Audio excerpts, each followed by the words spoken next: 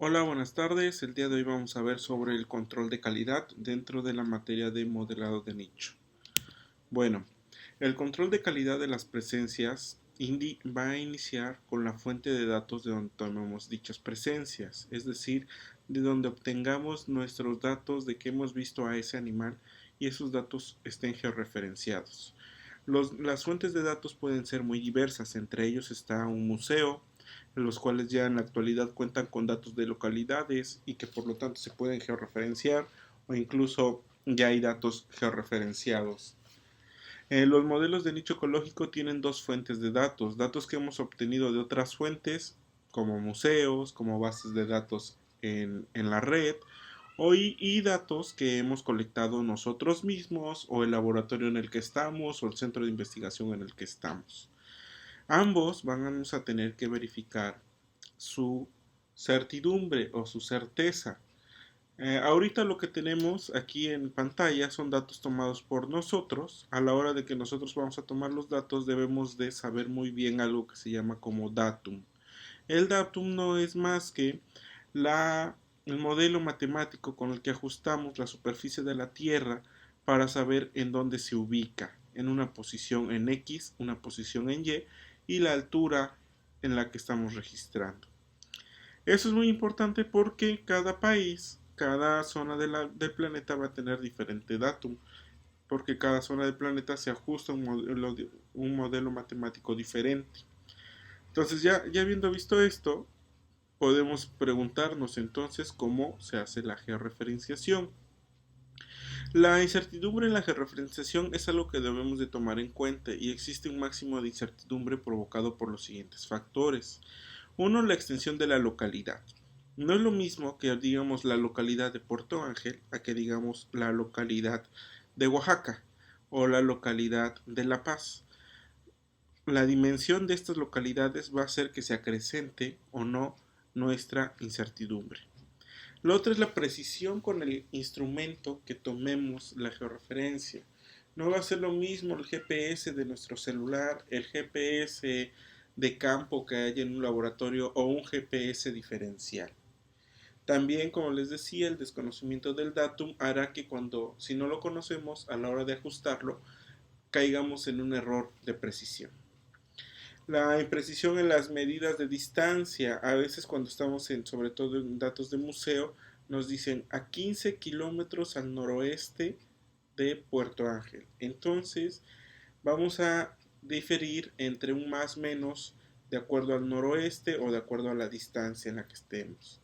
La imprecisión en las medidas de coordenadas, si nosotros solo damos, cuando estamos trabajando con grados decimales, una decimal, pues tendremos más imprecisión que si trabajamos con dos o tres decimales, ¿no? Y por último, la escala de los mapas. Acuérdense que cada escala de un mapa representa qué es lo que se puede ver dentro de ese mapa, y no pedirle a un mapa que esté a una escala de 1.000.000 poder ver cosas a nivel localidad, porque simplemente no son correspondientes.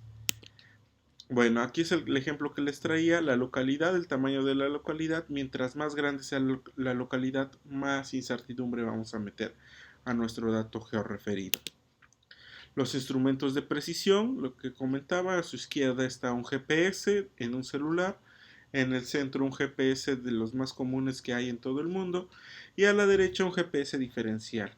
Entonces, mientras el GPS diferencial tiene orden de centímetros, el de en medio tiene orden de metros y el otro tiene orden de decenas de metros, ¿no? Entonces, ¿con qué vamos a tomar el dato? Va a responder nuestra precisión. Bueno, los datums han ido constantemente evolucionando. Los modelos matemáticos, conforme pasa el tiempo, se van ajustando cada vez mejor a una parte de la superficie de la Tierra, y es así que tenemos, por ejemplo, el NAT 27, el NAT 83, el ITRF o el WGS 84.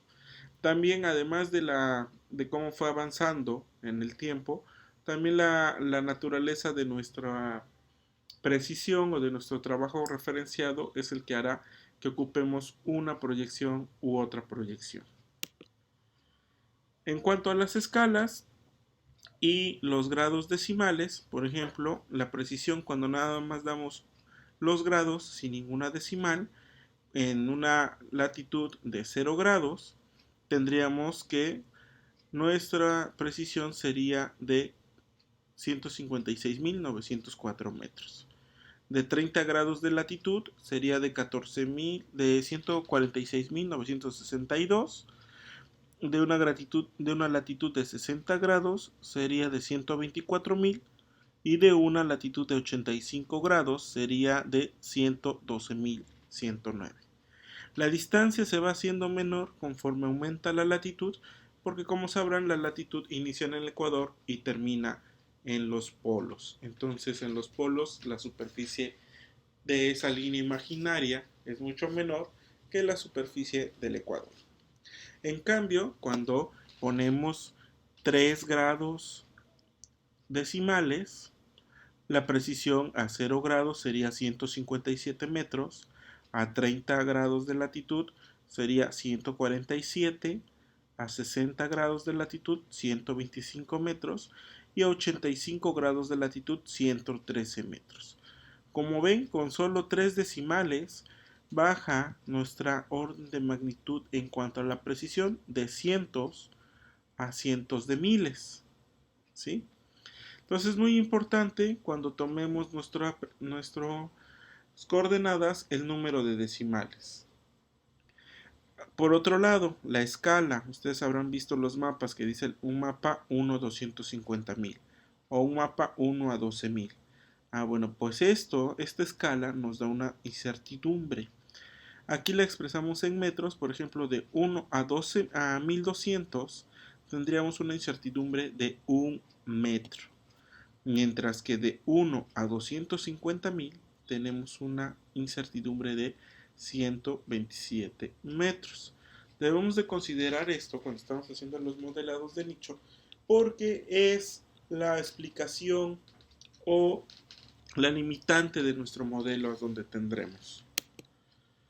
Bueno, un hack para que ustedes puedan usar un GPS de los tradicionales es que usen la función de promediar waypoint. Generalmente a nosotros nos dan un GPS y nos piden que guardemos la posición geográfica, y lo que hacemos es apretar el botón llamado mark o el botón llamado waypoint. Lo que hace esto es, en ese momento, por la triangulación que tiene el GPS, registrar el punto que tienes. Sin embargo, cuando hacemos la de promediar waypoint, que es la función que estamos viendo aquí en azul resaltada, lo que hace el GPS es tirar en algunos casos 1000, en otros casos 10.000 puntos para hagan de cuenta que están imprimiendo 1000 o 10.000 veces el waypoint, el botón de waypoint, y de acuerdo a todas esas medidas hace un promedio, y el promedio va a ser la posición final que te marca el GPS. Con eso se ha visto que se logra reducir en un 40 o 30% el error de precisión de nuestro GPS. Entonces ya saben, para la próxima que vayan a salir de campo con un GPS, usen la función de promediar waypoint.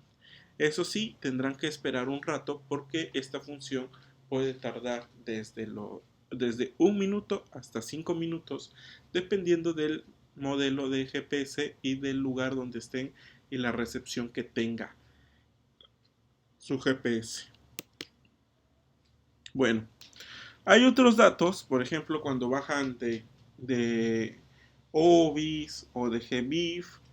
Esas son bases de datos que se dedican a recolectar presencias de animalitos o de plantas. Entonces hay que examinar bien las bases de datos para ver qué es cómo la tomaron y qué grado de precisión nos pueden dar.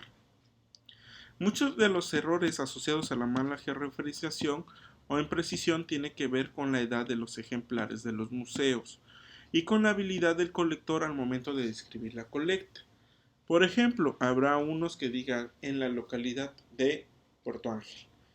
Como sabemos, Puerto Ángel, aunque es muy pequeño, no es una localidad que podamos ubicar muy fácil en el mapa, ¿no? Tendremos que un cierto grado de incertidumbre. No sabemos si Puerto Ángel se refiere a donde está el Hotel Soraya, o donde está el Oxxo, o donde están las 7 regiones, ¿no? Entonces todo eso podríamos andar buscando a nuestro georreferenciación. Entonces, por eso, cuando tenemos este tipo de errores, se hacen aproximaciones a escalas muy gruesas.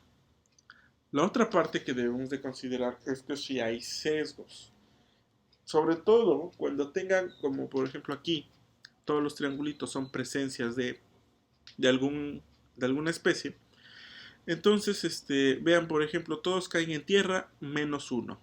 No sabemos si ahí está una isla y a lo mejor por eso se registró, pero lo más conveniente es que ese punto esté mal tomado. ¿Por qué? Porque vean todos los demás, no corresponde, es como un punto que sobresale, ¿no? También cuando hacen los muestreos, y ustedes mismos lo han vivido, siempre va el investigador a la misma localidad y con esos datos quisiéramos hacer un modelado de nicho. Sin embargo, en el área que se distribuye nuestra especie, solo estamos mostrando una parte de ello, por lo tanto estamos sesgando el modelo hacia la parte donde hemos estado muestreando. Vamos a ver que entonces lo que se recomienda es quitar duplicados. Generalmente debemos de quitar los registros de presencia que caigan dentro de un píxel de nuestra variable ambiental. Si nuestra variable ambiental es muy fina, entonces tendríamos más chamba. Si nuestra variable ambiental es muy gruesa, por ejemplo el caso de MODIS, que son 9 kilómetros del lado de ese píxel, entonces tendríamos que quitar mucho más presencias. Bueno, ¿qué resolución y tipo de dato ambiental vamos a usar? Esa es la otra parte del control de calidad. Uno son las presencias, que ya lo vimos, y otros son los datos de calidad de las variables ambientales. Bueno, pues las variables ambientales van a estar en función de la extensión que hemos registrado que nuestra especie tiene en su área de distribución. Acuérdense que la extensión va a estar denominada por todo un factor, un tiempo considerable de la especie. Lo más que podamos rastrear de las áreas de distribución de la especie será lo que nos determine nuestra área de distribución. También los tipos y registros de fuentes, aquí tenemos ejemplos de varios, Bernet, JBIF, Conavio, todos ellos pueden descargar bases de datos de presencia de alguna de las especies. Los errores que podemos encontrar en esas bases de datos es que estén mal identificados taxonómicamente, que estén mal localizados o que estén mal añadidos, ¿no? Entonces hay que siempre, en lugar de bajar los datos de presencia y correr nuestro modelo, hay que darse el tiempo para revisar nuestros datos de presencia. Incluso aunque sean los que nosotros hemos tomado, porque a veces por el calor, por la rapidez o porque ya se nos está haciendo tarde, tomamos los datos muy rápido y eso nos lleva a algún error en el campo. Como les decía, sus bases de datos deben de ser limpiadas de acuerdo a su extensión del área geográfica, las variables explicativas y la unidad de modelado, que en este caso estamos hablando de especies. Ya más adelante van a ver que hay diferentes unidades para el modelado. ¿Okay? Bueno, eso sería todo por este video. Acuérdense que deben de hacer sus comentarios en el YouTube para que pueda saber que ustedes están siguiendo las clases a distancia.